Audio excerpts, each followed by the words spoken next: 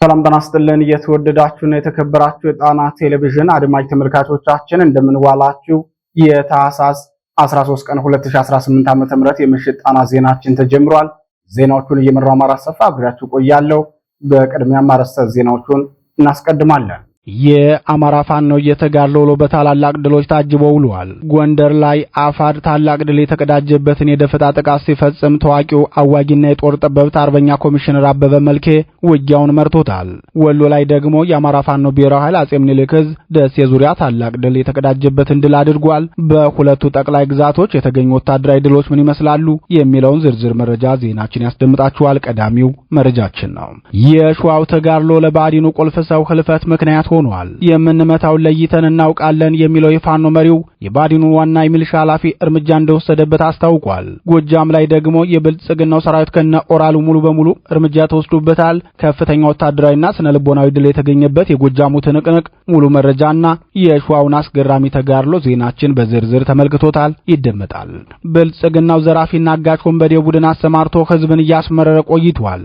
በዚህ እኩይ ተልዕኮ ስምሪት የተነሳም የፋኖ ስም በከንቱ ሲጠለሽ የአማራ ህዝብ የሉና ትግልም በከፍተኛ ሁኔታ ተፈትኗል። ይህን ለማረመም ፋኖ መንገድ በመዝጋት ዘራፊን የማጽዳት ዘመቻውን አጠናክሮ የቀጠለ ሲሆን በጎጃም ከዛሬ ጀምሮ ላልተወሰነ ጊዜ ዝግ የተደረጉ መንገዶች አሉ።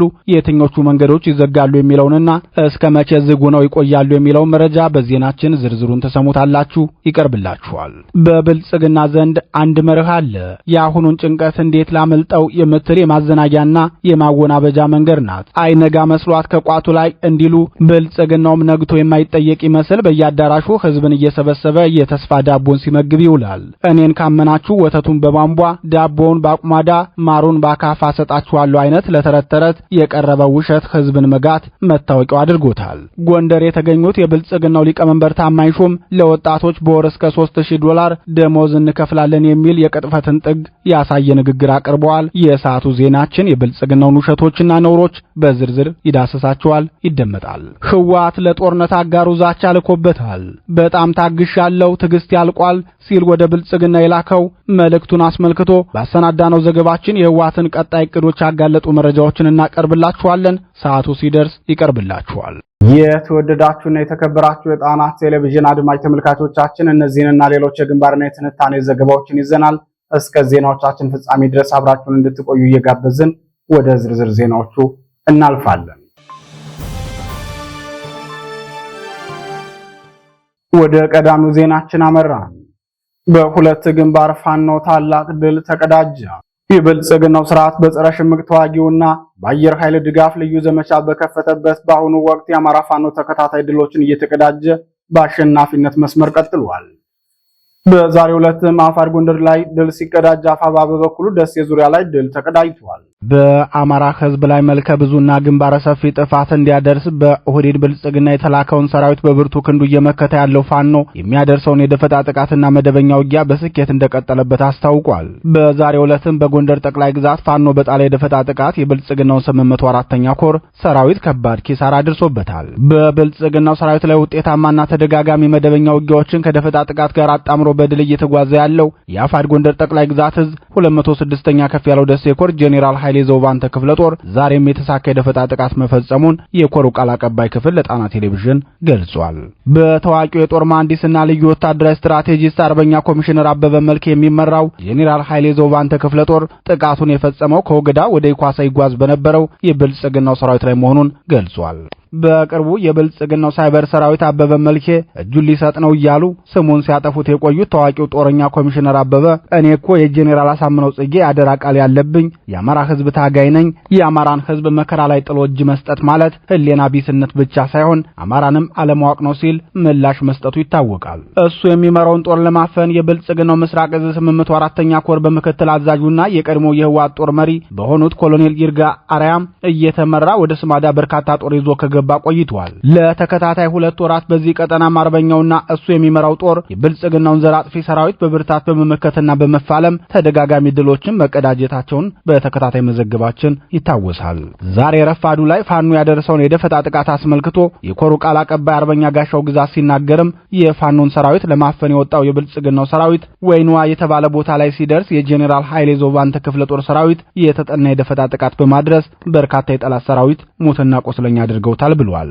በዚህ ቀጠና የሚገኙ ነባር አርበኞችን እጃቸውን ይዤ አመጣቸዋለሁ ብለው ዝተው የገቡት የምስራቅ እዝ 804ኛ ኮር ምክትል አዛዥ ኮሎኔል ይርጋሪያ እሳቸው የሚመሩት ጦር ተደጋጋሚ ውጊያዎችን ቢከፍትም ሊሳካለት አልቻለም። በተመሳሳይ ዜና የአማራ ፋኖ ብሔራዊ ኃይል አጼ ምኒልክ ዕዝ የተሳካ የደፈጣ ጥቃት መፈጸሙን ገልጿል። ከደሴ ወደ አማራ ሳይንት ሲጓዙ በነበሩ የብልጽግናው ወታደሮች ላይ በተፈጸመ የደፈጣ ጥቃት ከአንድ ወታደር በስተቀር በተሽከርካሪው ላይ ተሳፍረው የነበሩ ሙሉ በሙሉ እርምጃ እንደተወሰደባቸው የጣና ቴሌቪዥን ምንጮች ገልጸዋል። ዛሬ ከሰዓት በኋላ በተፈጸመው የደፈጣ ጥቃት ወታደሮቹ ተሳፍረውበት የነበረው ተሽከርካሪም ከጥቅም ውጭ መሆኑን ነው ለማረጋገጥ የተቻለው። የአማራ ፋኖ በመደበኛና በደፈጣ ከብልጽግናው ዘረፈጂ ሰራዊት ጋር የሚያደርገውን ውጊያ አጠናክሮ ቀጥሎበታል። በወሎ ቤት አማራ ቀጠና ተከታታይና ውጤታማ ተጋድሎች እየተካሄዱ ሲሆን በትናንትናው ዕለት ብቻ በአንድ ግንባር 177 የብልጽግናው ሰራዊት ከጥቅም ውጭ መሆኑንና ይህንን ሽንፈትም ብልጽግናው ሊያስተባብለው አለመቻሉን በቀን ዜናችን ማቅረባችን ይታወሳል። የወሎ ቤት አማራ ቀጠና ተጋድሎ ዛሬም በበርካታ ግንባሮች ተጠናክሮ መቀጠሉ ይታወቃል። ወደ ተከታዩ ዜናችን እናልፋለን። እርምጃ የተወሰደበት ዋና ኃላፊው ነው ፋኖ። የአማራ ፋኖ ህዝባዊ ድርጅት ሸዋ ጠቅላይ ግዛት እዝ ዛሬ በቀወት ወረዳ ተሬ በተባለ ቦታ ላይ በወሰደ የደፈጣ ጥቃት አንድ ፓትሮል ሙሉ የብልጽግና ሰራዊትና የባዲን ካድሬ እርምጃ መውሰዱ ይታወቃል። በፋኖ የደፈጣ ጥቃት እርምጃ ከተወሰደባቸው በርካታ የብልጽግና ካድሬዎች መካከል የወረዳው ሚሊሻ ጽሕፈት ቤት ኃላፊው እንደሚገኙበት የፋኖ ቃል አቀባይ አረጋግጧል። የአማራ ፋኖ ህዝባዊ ድርጅት ምክትል ቃል አቀባይና የሸዋ ጠቅላይ ግዛት ህዝብ ዋና ቃል አቀባይ አርበኛ አበበ ሙላት የዕለቱን የፋኖ ተጋድሎ አስመልክቶ በሰጠው አስተያየት እኛ እርምጃ ስንወስድ በማን ላይ መውሰድ እንዳለብን እናውቃለን። በዛሬው የደፈጣ ጥቃትም የወረዳው ሚሊሻ ጽሕፈት ቤት ኃላፊ ላይ ነው እርምጃ የወሰድነው ብሏል።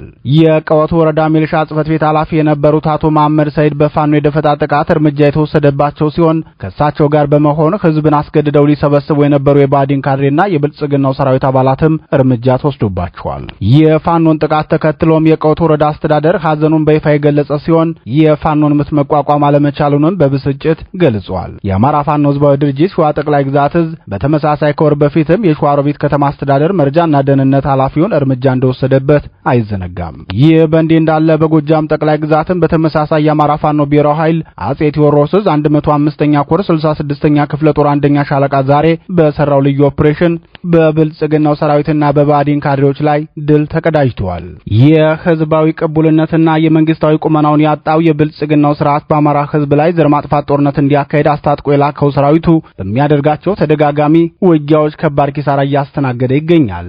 ለዚህ ጸረ ህዝብና የሀገረ መንግስት ፍርሰት መሐንዲስ ለሆነው ስርዓት ሲል በየጊዜው የህይወት መስዋዕትነት እየከፈለ ያለው ይህ ሰራዊት ስርዓቱ ስልጣኑን ለማራዘም የሚያደርገው ጥረት ለሰራዊቱ ሞትን፣ ለካድሬው ደግሞ ስቃይን እያበዛበት ይገኛል ሲል የ105ኛ ኮር ቃል አቀባይ አስታውቋል። የ105ኛ ኮር ቃል አቀባይ ክፍል አክሎም በዛሬው ተጋድሏችንም ጠላት ወደ ጃሂማላ ቀጠና ለሁለተኛ ጊዜ ለመግባት ሲሞክር ሰሌን ውሃ ከተባለ ቦታ ላይ በደረሰበት ከባድ ምት ከ34 በላይ ሰራዊቱ እርምጃ ተወስዶበታል። እርምጃ ከተወሰደባቸው በተጨማሪም ከ30 በላይ ከባድና ቀላል ቁስለኛ ማድረግ ተችሏል ሲል ተናግሯል። በስርዓቱ ሰራዊት ላይ የደረሰውን ቁሳዊ ኪሳራ አስመልክቶ የአጼ ቴዎድሮስ ዕዝ 105ኛ ኮር ቃል አቀባይ ፋኖ ያዕቆብ ጌታውን ሲገልጽም አንድ ኦራል መኪና እስከ ጫነው ሬሽንና ተተኳሽ በዲሽቃ ተመቶ ሙሉ በሙሉ ከጥቅም ውጭ ማድረግ ተችሏል። ሌላው ከጥቅም ውጭ የሆነውን ኦራል ለመውሰድ ከጃው የተነሳ ኃይል ጦርነቱ ወደ ተካሄደበት ቀጠና የመጣው ክሬን መኪናም በተመሳሳይ በነበልባሎቹ አንደኛ ሻለቃ ተቃጥሎ ከጥቅም ውጭ ሆኗል ብሏል። በዚህ ውጊያ ፋኖ የብልጽግናውን የክሬን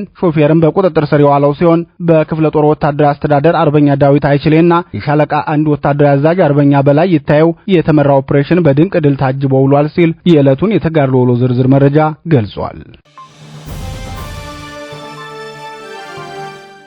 ክቡራትና ክቡራን የታህሳስ 13 ቀን 2018 ዓ.ም የምሽት ጣና ዜናችን አሁንም እንደቀጠለ ነው። ምርጫችሁ ስለምታደርጉን እናመሰግናለን። የሊቀመንበሩ ታማኝ ሹም ምን እያሉ ነው? በብልጽግና ፓርቲ ውስጥ በታማኝነት ለመሾምና በትርላ ለማለፍ ውሸት ማስመሰልና ያልተፈጠረን እንደተፈጠረ የማይሆንን እንደሚሆን እያደረጉ የተስፋ ዳቦን ለህዝብ መመገብን የቅድሚያ መስፈርት የተደረገ ይመስላል። ለዚህ ደግሞ የብልጽግናው ሊቀመንበር የሚሰጡት መመሪያ መሆኑን ከተለያዩ የብልጽግና ሚኒስተሮች አንደበት ሲደመጥ ታዝበናል። ከወር በፊት ጣና ቴሌቪዥን አንድ ዘገባ በማጋራት የብልጽግናውን ስርዓት ነውረኝነት አጋለጠ። ዘገባው የተሰናዳው በጥብቅ የምርመራ ዘገባ ክትትል ወይም በከፍተኛ ጥንቃቄ በተገኘ ውስጣዊ መረጃ ሳይሆን ራሱ ስርዓቱ በከፍተኛ ስኬት የተገኘ ውጤት ነው ብሎ ካሰራጨው ዘገባው ላይ በመነሳት ነው። በወቅቱ የራሱ የስርዓቱ ልሳናት በሆኑ ሚዲያዎች የስኬት ዘገባ ብሎ ባሰራጨው መረጃ የመካከለኛው ምስራቅ የሰራተኛ ጉዞ ከፍተኛ ስኬት እየተገኘበት ነው፣ መንግስት ከዚህ በኋላ ወደ መካከለኛው ምስራቅ አገራት ለስራ ለሚጓዙ ዜጎቹ ልዩ ቅናሽና እንክብካቤ ያደርጋል በማለት ነበር የገለጸው። በዚህ የብልጽግናው ስራና ክህሎት ሚኒስቴር ዘገባ ላይ የሚታየው እውነታ ዜጎችን ለፔትሮ ዶላር ከበርቴ አገራት የጉልበት ብዝበዛ አሳልፎ መስጠቱ ሳይቆጨው ጭራሽ የማማለያ ማስታወቂያን እያስነገረ መሆኑን የሚያጋልጥ ነበር። በተለይም ስርዓቱ ከሚከተለው ጽኑ የጦርነት መንገዱ ላለማቋረጥ ባለው ፍላጎት የተነሳ የዩኒቨርሲቲ መግቢያ ውጤትን በመስቀል በርካታ ወጣቶችን ወደ ውትድርና ብቻ እንዲገቡ ያደረገ ሲሆን የዘር ማጥፋት ጦርነት በሚካሄድበት አማራ ክልል ደግሞ ትምህርት ቤቶችን በማቋረጥ ታዳጊ ሴቶችን ለመካከለኛው ምስራቅ የነዳጅ ዘይት ከበርቴ አገራት የጉልበት ብዝበዛ አሳልፎ እየሰጠ ይገኛል። በክልሉ ከ2500 በላይ ትምህርት ቤቶች መዘጋታቸውን ተከትሎ ወደ አረብ አገራት ተጓዦች ዜጎች ቁጥር ጨምሯል። ይህን የቁጥር መጨመር ብልጽግናው ሲገልጸው ያደረግነው ጠንካራ የተነሳሽነት መፍጠር ስራ ውጤት በማለት ነው። በዚህ መልኩ የራስን ዜጋ በጦርነት እያሰቃዩና በዩኒቨርሲቲም ሆነ በየትኛውም የትምህርት ደረጃ የዜጎችን የመማር ፍላጎትና መብት በመከልከል ለአረብ አገራት የጉልበት ስራ አሳልፎ መስጠትን በስኬት የሚተረጉም እርጉም ስርዓት ነው። በዚህ ስርዓት ኢትዮጵያ እንደ ሀገርም ሆነ ህዝቧ እንደ ዜጋ የማንከፍለው መስዋዕትነትና ዋጋ አይኖርም ሲሉ ተንታኞች ይናገራሉ።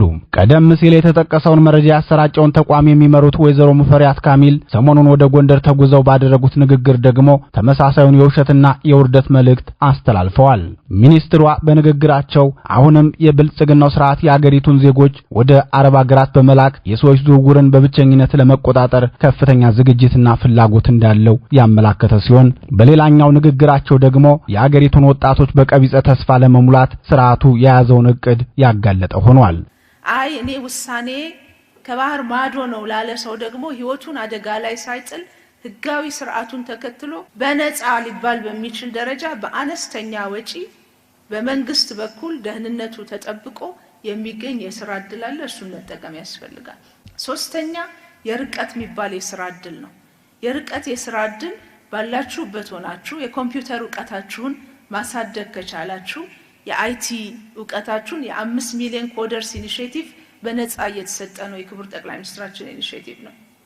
እዚህ ስልጠና ላይ የምትሰለጥኑ ወጣቶች የኢትዮጵያ ገበያ መረጃ ስርዓት ላይ በመመዝገብ ከ100,000 በላይ የሥራ ዕድል ከ9 ዓለም አቀፍ ትልልቅ ኩባንያዎች የወሰድነው ኮንትራት አለ። ወጣቶች እንዲሰሩት ማለት ነው። የዚህ ደሞዙ ከ$2,000 እስከ $3,000 ይሄዳል በአማካይ። ያሉ ዕድሎችን በደንብ ቆጥሮ መጠቀም ላይ ክፍተት አለ። ይህንንም ዕድል መጠቀም ላይ ብንሰራ መልካም ነው የሚል ነው። ሙፈሪያት የብልጽግናውን ፖሊሲ ማለትም ዜጎችን ወደ አረብ አገራት የመላክ ያልተቋረጠ ፍላጎት በገለጹበት ንግግራቸው ነፃ ማለት በሚያስችል እጅግ አነስተኛ ዋጋ ብቻ እያስከፈልን ደህንነታቸው ተጠብቆ ይላካሉ ሲሉ ይናገራሉ። በዚህ ንግግር ላይ በግልጽ እንደሚታየው ከዓመታት በፊት አንድ የማስታወቂያ ባለሙያ ክሊኒካችን ለአንድ ሰው አንድ ማሽን ነው የሚጠቀመው ብሎ ካስተዋወቀው የንግድ ማስታወቂያም የከፋ ውሸት መሆኑን አስተያየት ሰጪዎች ይናገራሉ። ዜጎችን በዚህ ደረጃ እያማለሉ ለባዕዳን አገር የጉልበት ብዝበዛ ለመሸጥ በመንግስት ደረጃ የታየው ፍላጎትና የተጀመረው እንቅስቃሴ ከባሪያ ንግድ የማይተናነስ ነው ሲሉ ተንታኞች ይናገራሉ። ሌላው የሚኒስትሩ አደገኛ ንግግር ደግሞ መንግስታችን ከ9 ዓለም አቀፍ ግዙፍ ድርጅቶች ጋር በመነጋገር እኛ እንድንሰራላቸው ኮንትራት ስለወሰድን በወር ከ$2,000 እስከ $3,000 ደሞዝ እየተከፈላችሁ ትሰራላችሁ የሚለው ሐሰተኛ መረጃ ነው። ሚኒስትሯ በዚህ ደረጃ የተናገሩላቸው 9 ድርጅቶች የትኞቹ ናቸው ቢባሉ ምላሽ የላቸውም። የኢትዮጵያ የትምህርት ደረጃ የሚታወቅ ነው። ዓለም አቀፍ ዕውቅና ያላቸው 9 ግዙፍ ድርጅቶች የኢትዮጵያን የትምህርት ደረጃ ተስፋ አድርገው በ100,000 የሚቆጠር ሰራተኛ ይህም ማለት በአማካኝ እያንዳንዱ ኩባንያ 11,000 ሰራተኛ ሊቀጥሩ የሚችሉት በምን መንገድ ነው የሚለውንም ሚኒስትሯ ሊመልሱት አይችሉም። ይህ የሚኒስትሯ ንግግር ፍጹም ውሸት ከመሆኑም በላይ ራሳቸውንም ሆነ መንግስታዊ መዋቅራቸውን ነውረኝነት ያጋለጠ ነው። የብልጽግናው ሊቀመንበርና በስራቸው የሾሟቸው ግለሰቦች በአጠቃላይ ስርዓቱ የሚከተለው የማደናገሪያ ፖሊሲው አሁንን እንደምንም ማለፍ የሚል ራስን ለትዝብት አገርን ለውርደት የሚዳርግ አካሄድን ነው። ጥያቄው በሊቀመንበሩ ደረጃ ተጀምሮ ወደ ታችኛው የፓርቲው መዋቅር የተዘረጋው የውሸት ሪፖርትና የቀቢጸ ተስፋ መልእክት ለምን ዓላማ ታስቦ የተደረገ ነው የሚለው ነው። እንደ ጣና ቴሌቪዥን ፖለቲካ ተንታኞች ገለጻ ስርዓቱ በልማትና ሰላምን በማስፈን ደረጃ አቅሙ ተፈትኖ ወድቋል። በዚህ የተነሳም አይቀሬው የኢኮኖሚ ተቃውሞ ለስርዓቱ አስፈርቶታል። ይመጣብኛል የሚለውን ተቃውሞና አመጽ ለማፈን አቅሙ ስለሌለው ወጣቱን ወደ አረብ ሀገራት በመላክና የማይጨበት ተስፋን በመመገብ ተቃውሞው እንዳይነሳበት ለማድረግ ሊሆን ይችላል ሲሉ ተናግረዋል። ዜናዎቻችን ቀጥለዋል። በጎጃም ጠቅላይ ግዛት የሚዘጉ መንገዶች ይፋ ሆኑ። የአማራ ፋኖ ብሔራዊ ኃይል አጼ ቴዎድሮስ ከዛሬ ታህሳስ 13 ቀን 2018 ዓ.ም ጀምሮ 4 ዋና መንገዶች ዝግ እንደሚሆኑ አስታውቋል። መንገዶቹ የሚዘጉት እስከ መቼ እንደሆነ የዙ 105ኛ ኮር 55ኛ ክፍለ ጦር ሲገልጽም ላልተወሰነ ጊዜ መሆኑን አስታውቋል።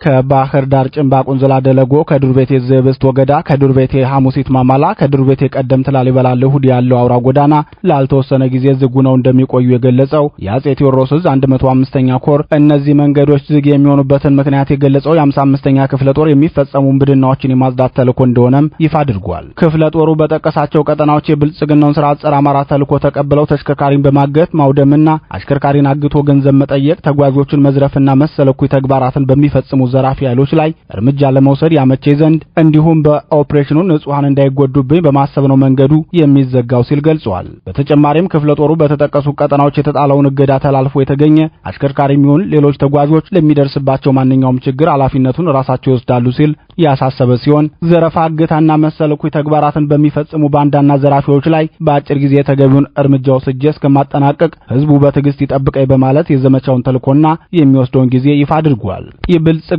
ጸረ አማራ ስርዓት የአማራን ህዝብ በማህበራዊና በኢኮኖሚያዊ ህይወቱ እረፍት እንዲነሱለት፣ ስነልቦናዊ ጉዳት እንዲደርስበትና የደህንነት ዋስትና እንዳይኖረው የሚያደርጉ ቡድኖችን፣ ዘራፊና ወንበዴዎችን በማሰማራቱ ይታወቃል። በዚህ መልኩ ስርዓቱ አደራጅቶ ያሰማራቸው ዘራፊ ወንበዴዎች ላይ ፋኖ ጥብቅ እርምጃ እየወሰደ ይገኛል። የአማራን ህዝብ በዘራፊ ቡድን እያዘረፈ የፋኖን ስም ማክፋትና የአማራን ህዝብ የሉና ትግልንም መጥለፍ የስርዓቱ ቀዳሚ የትግል ስልት ከሆኑ ቆይቷል። በዚህ በኩል የስርዓቱን እኩይ ዓላማ ለማክሸፍ የአማራ ፋኖ ብሔራዊ ኃይል ደጃዝማች በላይ ዘለቀዝ ከታህሳስ 1 ቀን እስከ ታህሳስ 10 ቀን 2018 ድረስ ከፍተኛ ዝርፊያ በሚፈጸምበት የመናገሻ ጎንደር እስከ አዲስ ዘመን ያለውን ዋና መንገድ ዝግ በማድረግ ዘራፊን የመመንጠር ዘመቻ መክፈቱ ይታወሳል። በዚህ የተጠናከረ ዘመቻውን በአካባቢው አንጻራዊ ሰላም መስፈኑን ተከትሎ መንገዱን የከፈተው ታህሳስ 11 ቀን መሆኑ አይዘነጋም። በዚህ ጎንደር ጠቅላይ ግዛት ከደብረ ታቦር ከተማ እስከ ወረታ ባለው መንገድ የሚደረገውን ዝርፊያ የማጽዳት ዘመቻ ከትናንት ጀምሮ ወደ ትግበራ መገባቱም ይታወቃል።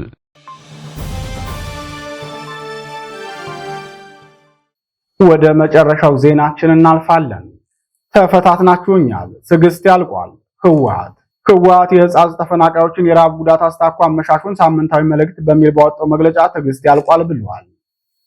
በዛሬው መልእክቱም ለተፈናቃዮች በረሃብ ላይ መውደቅ የጦርነት አጋሩን የብልጽግናው መንግስት የወነጀለ ሲሆን በተደጋጋሚ ያቀረብኩትን ጥሪ ችላ ተብሎብኛል ሲልም ክስ አቅርቧል። በ2013 ዓመተ ምህረት የሰሜን ዕዝ ሰራዊትን ከብልጽግናው ሊቀመንበር ጋር በመናበብ ከጀርባ ከመቱት በኋላ ከ1 ሚሊዮን በላይ ህዝብ የጨረሰውን ጦርነት የከፈቱት ህወሓትና ብልጽግና እርስ በርስ እየተወነጃጀሉ ነው። ሁለቱም ሰሞነኛ የመወነጃጃ አጀንዳ ያደረጉት ደግሞ ተፈናቃዮችን ሆኗል። ህወሓት በተፈናቃዮች ስም ታጣቂ ቡድኑንና የፓርቲ መዋቅሩን ይዞ ወልቃይት ጠገዴ ለመግባት የተፈናቃዮችን አስከፊ ህይወት በካሜራ አስቀርጾ ማልቀስ ጀምሯል። ተፈናቃዮች ወደ ወልቃይት ጠገዴ እንዲገቡ የብልጽግናው ስርዓት ተባባሪ ቢሆንም ህወሓት ፈቃደኛ ባለመሆኑ የፖለቲካ ቁማራቸውን በህዝብ ላይ አድርገዋል። ሁለቱም ጦረኛ ቡድኖች ደቡብ አፍሪካ ዋና ከተማ ፕሪቶሪያ ተጉዘው ከተፈራረሙ በኋላ ከጀርባ ያደረጉት የጓዳ ስምምነታቸው የፕሪቶሪያውን ስምምነት ሙሉ በሙሉ እንዳይተገበር አድርጎታል። በወቅቱ ህወሓት የፕሪቶሪያውን የሰላም ስምምነት የፈረመው የራሱን ህልውና ላለማጥፋት ሲሆን ብልጽግና በበኩሉ ህወሓትን ተናካሾች አድርጎ የአማራን ህዝብ ማስፈራሪያ አድርገዋለሁ በማለት ነበር። ምንም እንኳን በፕሪቶሪያው ስምምነት ህወሓት የጦር መሳሪያውን ፈቶ ታጣቂ ኃይሉን ወደ ቤቱ መበተን ወይም በብልጽግናው ሰራዊት ውስጥ ማስቀጠር የሚጠበቅበት ቢሆንም ህወሓት ግን ጭራሽ ታንክና ጸረ ድሮን መሳሪያ ታጥቋል። ይህን ሁሉ ትጥቅ እንዲታጠቅ ያደረገው ደግሞ የብልጽግናው ስርዓት የሰጠው ፈቃድ ነው። አሁን ግን ሁለቱም ኃይሎች እርስ በርስ እየተወነጃጀሉ ይገኛሉ።